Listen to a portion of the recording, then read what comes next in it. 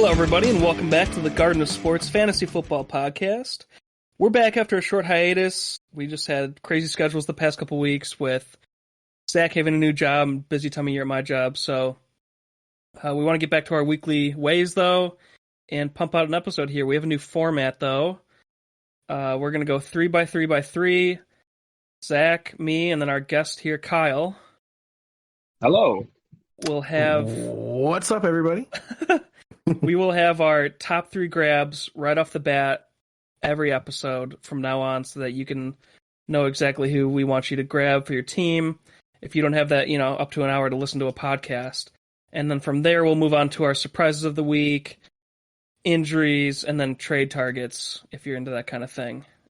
So, without further ado, let's jump into it. All right. So, starting off the 3x3x3. I'm going to go Deonte Foreman, running back on Carolina. It was pretty much an even split between him and Chuba Hubbard. Deonte had 15 carries, I believe. Chuba had around 9 or 10. So they're kind of going a little bit more toward Deonte Foreman. He had 15 carries for 118 yards, and looks like he could be the bell cow. Like, the first, second down main running back, and they're mixing Chuba Hubbard in for like the receiving back. So I think that's kind of what they're doing. So I think you could try and get either one of these guys, but if Foreman's going to be getting most of the carries, especially like goal line carries, I think you should be trying to get Deonte Foreman this week. All right, for sure. My first guy off the board, I got Gus Edwards. He had 16 carries. 66 yards. Bus? Yeah, we need that soundbite. Yeah, we do. He had 66 yards, 2 touchdowns. Amazing for a first game back, and he has even higher upside moving forward. I mean, this is them using him in a limited capacity. In my mind, I think they'll use him heavier as his legs get under him. So, a must-grab player for me. Mm-hmm. Then my number one that I have on here is Isaiah Pacheco, running back on Kansas City, only 30% rostered according to Yahoo Fantasy. Taking over, mainly the main thing is taking over as the lead back in Kansas City. Now, this guy is not going to give you any kind of instant impact to your roster because they are going on a bye, but hopefully that means if you are able to wait a week and you can grab him now, stash him away. He had 8 carries for 43 yards, but the biggest thing is that he is the main lead back in a super potent Kansas City Chiefs offense that loves to use running backs as wide receivers. He obviously showed that he has the legs to be able to make big runs, big yards. Number one grab for me this week. Hell yeah. For sure. All right, and then I was going to snake back around to me here. My second guy, Zay Jones. He's having a solid year in Jacksonville. Could be a nice depth piece, maybe. He had 4 catches for 54 yards, 1 rush for 14 yards, kind of your poor man's Deebo Samuel there. Yeah, Zay Jones, and we're kind of scraping the bottom of the wide receiver barrel here, but it's not that bad. He's available, and he's reliable. He's getting some catches, getting some yardage, and they're mixing him in with the running game. So, kind of, yeah, just, not much more to say. Zay Jones, everybody, go get him. All right, super convincing, Zach. And on to my second guy here. Settle down just a little bit. I got Chuba Hubbard. Wish we had like a hubba hubba sound. Ooh. Chuba Hubba. Now, he was listed as the starting back, and maybe Deonte will be the bell cow, or maybe they're going to lean to whoever has the hot hand. But Chuba still did good. 9 carries, 63 yards, 1 touchdown. I think they're splitting. Zach said Chuba can catch more, so I think he's still worthy of a pickup, but Deonte's got the higher upside, so that's why I got Chuba at number 2 for me. Yeah, for sure. I mean, and you never know after getting rid of a guy like they did, getting rid of McCaffrey, you never know if they're just going to go 2-headed monster the rest of the season. Never know. Yeah. I'd say both of them are huge pickups.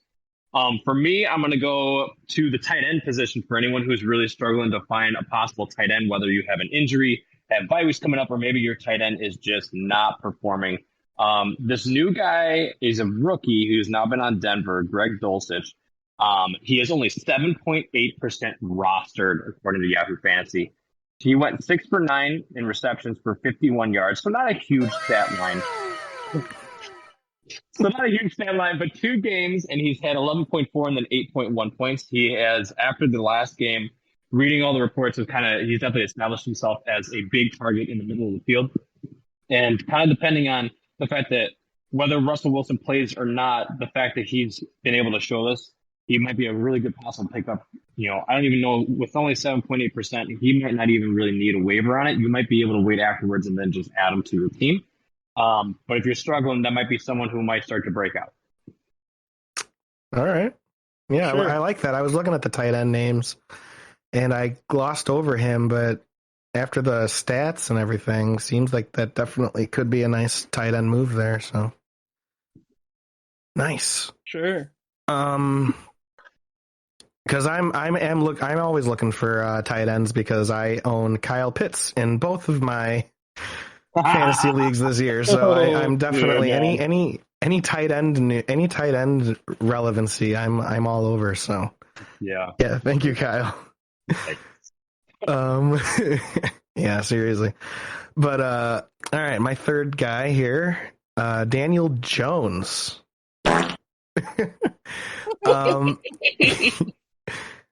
All kidding aside, having a sneaky decent year. He's got 6 touchdowns and only 2 interceptions, no fumbles at all this season. Not the turnover machine that we've seen in years past.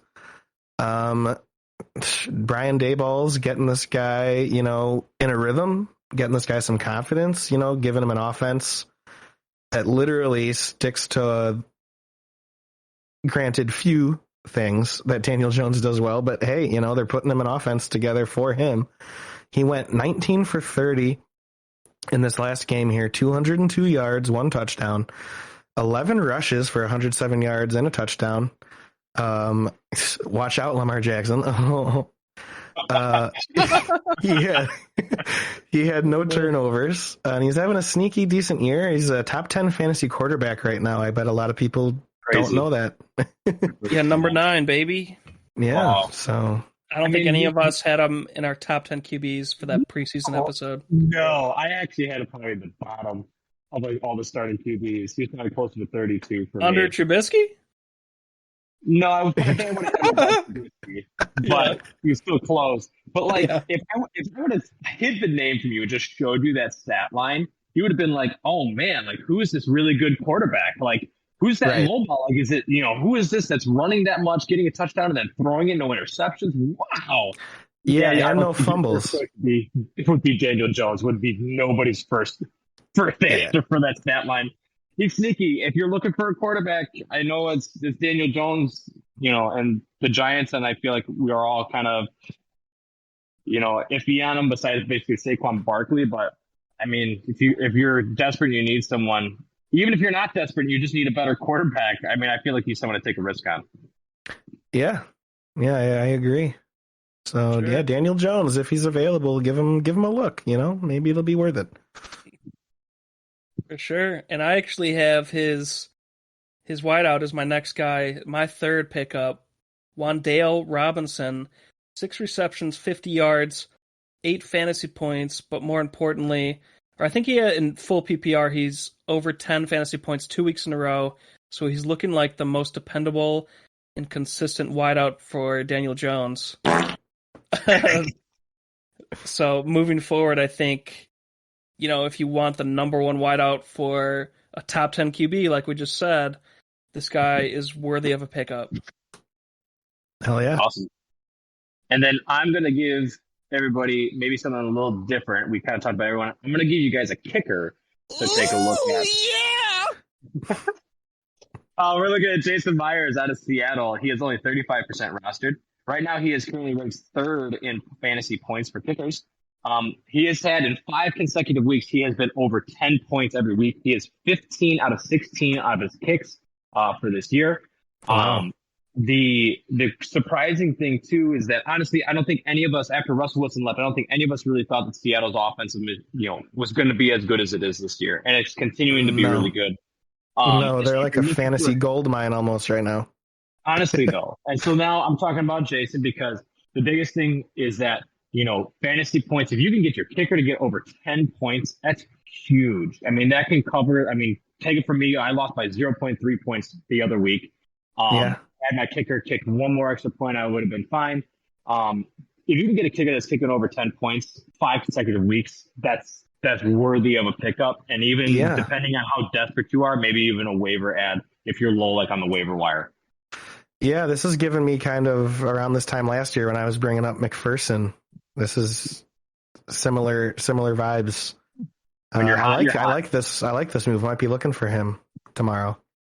Absolutely. Sure. Nice. All right, let's break into surprises.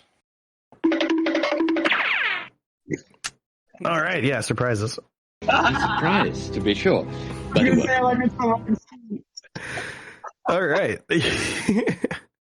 So my big surprise, and if you guys want to talk a little bit about this one too after I mention it, we can. But the Chicago Bears last night getting the dub against the Patriots, and Fields finally having a nice game. Looked like he, still made a couple of those young quarterback mistakes, but not near as many of them. And for the most part, looked like the offense looked like they had a plan out there, and they were actually executing. Fields was not pressing anything. He was literally taking what the Patriots were giving him. He was not missing those 5-yard, 7-yard crossing routes right in front of him when they would move him out of the pocket. He was just dumping it off, and they were getting some run after the catch, and both running backs, Montgomery and Herbert, looked pretty good. They were just everything they were doing was pretty much working yesterday. So it looks like Bill Belichick was right when everybody was laughing about him going on his 10-minute rant about how great the Bears are before this game. Bill Belichick, I guess, saw that they're a sleeping giant, the Bears. Yikes. But yeah, I mean, that was fun. I was not expecting that last night. I was glad that I stayed up to watch it. I was thinking about not watching it, but I'm glad I did. And yeah, just definitely surprising that they kind of had no problem with the Patriots, who going into last night were like we're a top 5 fantasy defense. So yeah, I was more surprised at the fact that they pulled Mac Jones. You have your rookie, all of your rookie passing records and everything. He just got back from a big injury.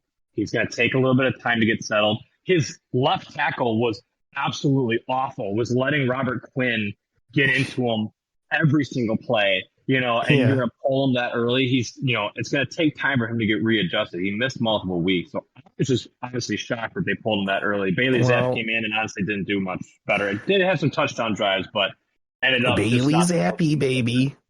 Oh my god. Yeah, that was a cool game.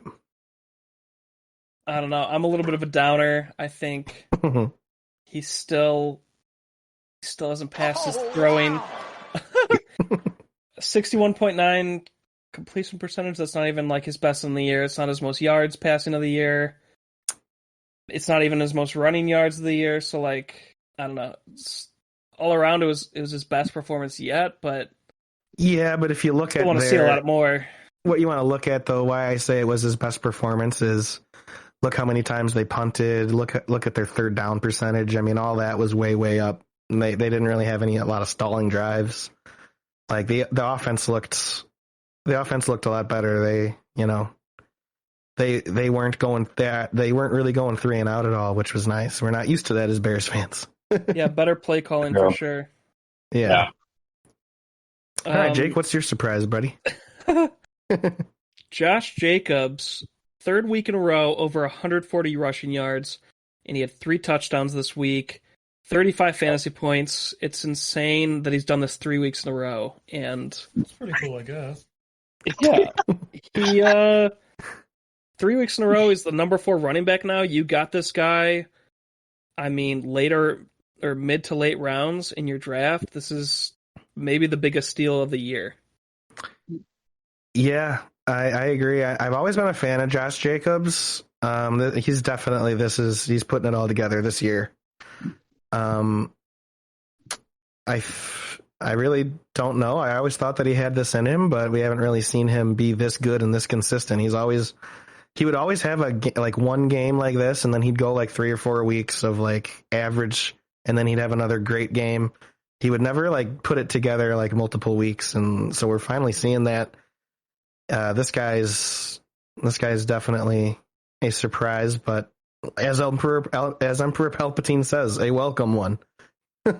Yeah. Pretty great. Kyle, who you got, bro? For mine was just the fact that we saw McCaffrey and Robinson get traded this weekend. Obviously, I think Robinson was technically this morning, so I guess it's outside the weekend. But huge fantasy implications. You know, you got McCaffrey going to San Fran, you have Robinson going to the Jets. I think that both of them will be just fine. Both of those offenses are built for heavy running, lots of touches on a football. I think that both of those will be fine. I think if you have any of the other San Francisco running backs, I think that obviously their stock just decreased really quickly. Even though Jeff Wilson still did get a lot of touches, as soon as McCaffrey knows the playbook, he's going to be the bell cow, and Jeff Wilson won't be in there anymore. In Carolina, there's kind of like a two-headed monster now, like kind of like we were talking about them both earlier. If you can get one of the two of them, you know, that'd be awesome. You have no idea who's actually going to go, and you never know if you're going to need, you know, one of them later if they end up still kind of doing like a committee in the running back position. It sucks that the Jets, you know, lost Breece Hall, you know, but they're getting a great production running back in Robinson. And now you have ETN, who's now the undisputed number 1 back in Jacksonville. So there's so many more players now all of a sudden after just 2 trades that you could get that have fantasy relevance, or if you had these guys already that will have fantasy relevance now. Crazy, big trades. True. I think San Fran's a contender now. What do you guys think? Yeah, I agree. I'm glad you brought up these trades because yeah, definitely opens up a lot for a lot of different people. There's not as many questions anymore on certain things, you know, like now we know ETN's finally probably going to break out like we thought. And then, you know, it kind of sucks for Michael Carter owners, but because he's still going to be the number 2 now. But, you know, is what it is. Robinson's a good back, and he's going to, you know, the Jets are in like playoff mode. They're like, oh, okay, we gotta get another running back. Yeah, pretty cool. Yeah. But as like Jake was saying though about the 49ers with McCaffrey, definitely puts them into contention because now who do you cover? Because they have legit, that's a 4-headed receiving monster right there. You not only got to worry about McCaffrey, he's a great runner inside and outside. He'll follow his blocking very well. He's always very, very good field vision. And then if it's not a run play, you got to worry about him on, you know, to run out wide for a pass. And then you got Ayuk, Samuel, and Kittle. Like with all these guys healthy, I don't know how you can cover all 4 of these guys on a passing down. I know. No, I agree. And I think the biggest thing is watching the Rams struggle like they have, I think then opens up the division. Obviously going into the year, we were like, oh, it's going to be Rams. It's going to be Rams running it back. It's going to be really hard in the NFC West. Rams are truly struggling. We'll see if they can get it together, but I think that with McCaffrey being added in, I think for the first time, I think that we won't see as much of a committee at running back. But honestly, the first time in what has it been? 3-4 years, basically, you know, in fantasy wise, that they haven't done a committee. Running backs for San Fran are always so frustrating because one has a good week and then it's the next one the other week, you know? Yeah, but it was always McCaffrey. They always had like 4 guys that you just never knew which one was going to get all the carries at whichever week. Every week. That's exactly how it was. So yeah. But interesting for sure. Both of those trades are huge. So Yeah. Sure. All right. Let's break into fantasy relevant injuries. Oh, it's horrible for that sound, but I love it so much. Yeah, I'll run through these quickly. Breece Hall out for the season, as many of you know. Yeah. Second up, Mike Williams to miss some time with high ankle sprain, so they're going into a bye week, but I would assume he's going to be out longer than that with my expert opinion on injuries. Mike Evans, starting to worry me with this consistent ankle injury, like week to week. He's questionable day to day. What do you guys think? Could this turn into something more? Anybody? Maybe.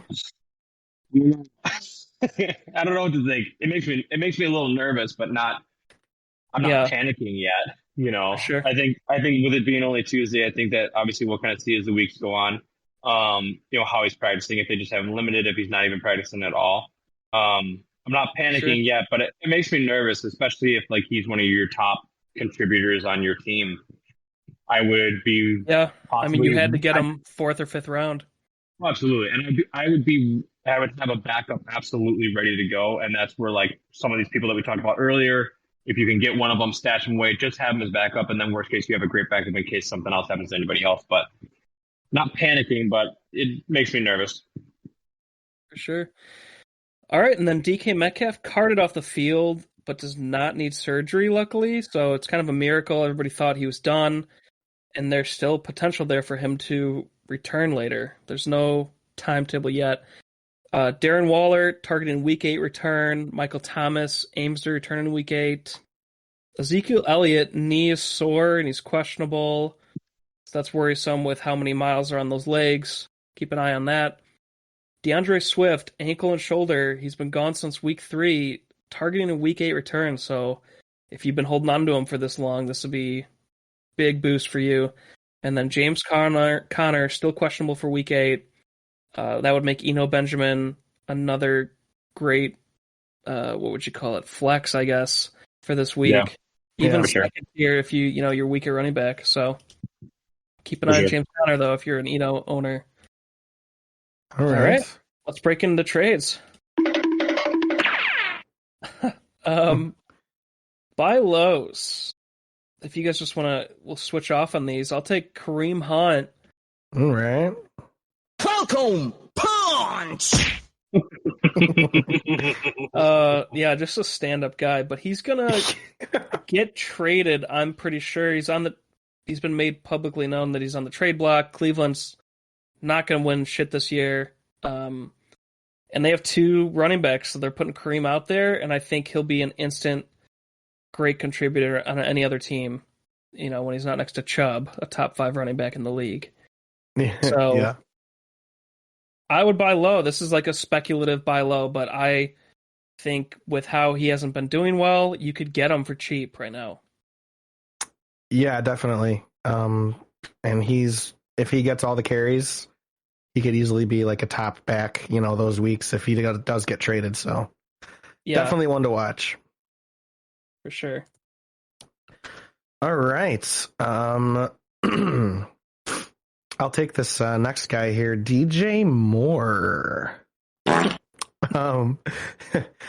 Similar to Kareem Hunt, I think the Panthers are gonna be trading him shortly at the deadline to a good team. He's a pretty good receiver, probably one of the better ones out there that you could get at the deadline. That teams could get. So I think maybe you could try and get him on your team before this trade goes through. Maybe somebody will, be willing to give him up. So. Okay. Yeah, I like that one a lot. He did finally have a decent week, which I think will make him more valuable for someone to trade for, like an actual team, not just fantasy. But then for you who's trading for him, I mean, I think that helps a lot. Like if Green Bay got this guy, it'd be pretty insane for you to have DJ Moore then. Yeah. And you could, even though he had a good week, it's just 1 week, so I think you could still get him for cheap. Mm-hmm. Yeah, kind of unfortunate timing. You almost wish that he had another bad week, so like, you could go even lower. But Yeah, he might be dropped. Yeah. yeah, I mean, you never know.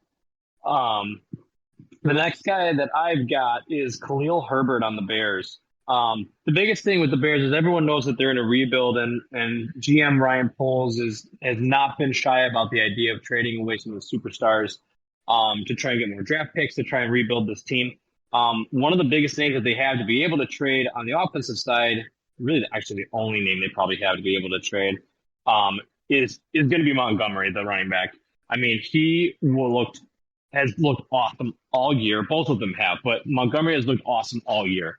And you got to wonder if that means that he's going to be even more sought out by some of these teams that are going to have fantasy implications or have playoff implications to them. So if Montgomery does get traded, Khalil Herbert obviously would be the unquestioned number one back. And Herbert absolutely has the talent to get those duties and be fantasy relevant in a big way, I think. Oh, yeah. Obviously, he's the number two back right now. Try and see. Unless people are actually playing him, I would imagine that most people have him on the bench unless they're really short at running back and they have injuries or bye weeks, etc. Try and see if you can peel him away from somebody, because if Montgomery does get traded, Khalil Herbert will absolutely be fantasy relevant with the legs that he has and with the way that the offense is running now.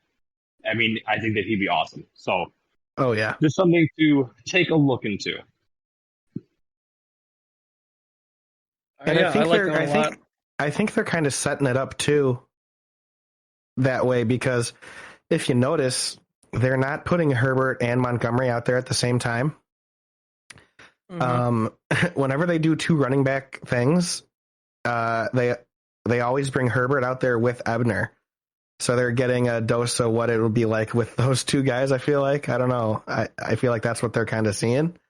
Yeah. Like what it would look like with those two out there. I don't know. So that's a little strange. I thought that they would be mixing Herbert and Montgomery in there together, because I think that the two of them could have plenty of plays for the two of them to do together, because, Montgomery is a decent pass catcher. So I don't know. I would like to see more of that, but so I definitely think that they're preparing to try and trade Montgomery for sure. Yeah, and they said before the season that they don't see how Montgomery fits in this offense. So it kind of is like, he's a thing that Getsy's actually used. The offensive players is just Montgomery. Right. But it might be just because they want to trade him, though, and that Understood. They got to show him off and then get rid of him and use the actual offense they're planning.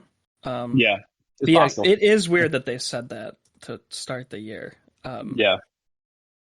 But yeah, let's break into sell highs then. Goodbye lows. It's trade speculation, but at this point with the performances that happened, I thought that most of them made sense. Like, it was a lot of good players doing good, and I didn't really see any options that were more reliable than this. And I know these are trade speculations, but still worthy. Hopefully what they go through, Mm-hmm. Sure. And sell highs, I'm going to take... nice. Sell highs, I'm going to take Aaron Jones. He's been very inconsistent. Oh, so is the whole Green Bay offense, which makes it really shaky to even trust Aaron Jones. But he's coming off a big week with 23 rushing yards, 53 receiving yards, and 2 touchdowns. I think this is maybe his only third good week, which isn't even half of the weeks he's been going. And with the inconsistency, I would want to get rid of him if I was an owner. I agree. I am an Aaron Jones owner, and I'm totally down with him being on the sell high list, because he's very frustrating. You put him out there 5 weeks in a row and you'll get one good week out of him, and he hurts you 4 other weeks where he'll get you under 10 points. And then 1 week he'll go off for like 25. And then his average is like 15, but it's either 25 or 7. So, he's very annoying that way. Yeah, totally agree. Just see what you can get. I mean, don't be undersold, but I mean, if you packaged a guy like Aaron Jones with another player for Jonathan Taylor, it's not out of the question, because Jonathan Taylor hasn't been playing up to par. and Aaron Jones is a name, you know? Yeah, that could be something. You could be giving the person who drafted number 1 overall for a player who hasn't been producing, you could give them depth with Aaron Jones and package him with another player. Yeah, I think I like that. I might actually try that.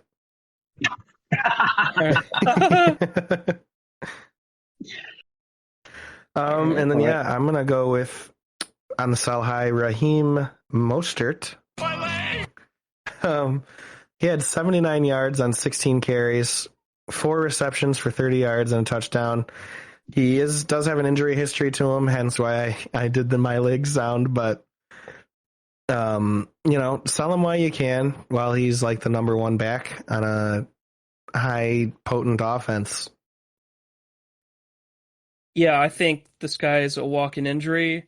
He's had several good weeks. He is on a good team, but I just don't trust his legs to hold up, in a contact sport. So yeah, I'd be selling, man. I think you could get, you probably got this guy for free on free agency or waiver, and you could get something definitely better in return. Would you do Mostert for Kareem Hunt? I would definitely do that. I would do Mostert for just about anybody. And yeah, it's not, I don't know if everybody would see him as a joke either, because he is up to 85% owned now, 90% in some formats. And he's just burned me in the past, it's hard to get over. Well, he's gotten injured every year, so it's just hard to trust. Yeah. But very much, if you don't have to just listen to us, if you like him and you think he's going to make it, you don't have to trade him. But I just think that he would be an interesting one where you could he could get you something, Yes, sir. Sure. And then I have on here, sell high, big name, but Ezekiel Elliott. So 2 really good weeks in a row. And obviously we've already talked about him earlier, that he's saying he's got a sore knee. His words, not mine, on the articles that I've read have just said, listen, it's Monday. It's just a sore knee. It's nothing more than that. So hopefully he'll be able to go. But the big thing is I know that he's a big name. Obviously, if someone hears the name like, I'm training Ezekiel Elliott, it's like, ooh, really? Just see what you can get for him. You don't know. With him being up and down, you just wonder how many more good games he's going to be able to have versus is he going to get injured again, just because he has such a long history of injuries. So just an interesting one I throw out there, just kind of as a curveball. Maybe just look to see what you can get. He's a big name. See what you can pull. Yes, sir. Yeah. Hell yeah. Well, all right, that'll do it. Yeah, that just about does her. So thank you everybody for listening. This has been a fun episode. I know like we said at the beginning, we missed a couple of weeks, but we're back at it now, every weekly episode for football. We're going to get back to it. I was going through my new job training, and I got, it's just a lot. There's a lot going on with Jake and I the last couple of weeks, so we just couldn't make it happen. But we're out of the woods now, and we'll be back next week with a fresh episode. And just remember your weekly reminder, hit that like button, hit that subscribe button, hit that notification bell, because like I said in basketball or hockey, one of the two, which, go look at those videos. Those are up now, and they're popping the hell off. So you want to go check out for your fantasy basketball and hockey teams. Sure. But you're driving home from work and, you're like, God dang it, there's just nothing to listen to right now. I just wish I had something. And then pops up on your screen, Garden of Sports just released a new fantasy football video. And then you just are just riddled with excitement because you have something to listen to on your way home now. And you wouldn't have known if you didn't have the notification bell hit. So make sure you hit that notification bell. And then, if you have any questions or comments or concerns, leave us a comment. We'll get back to you. We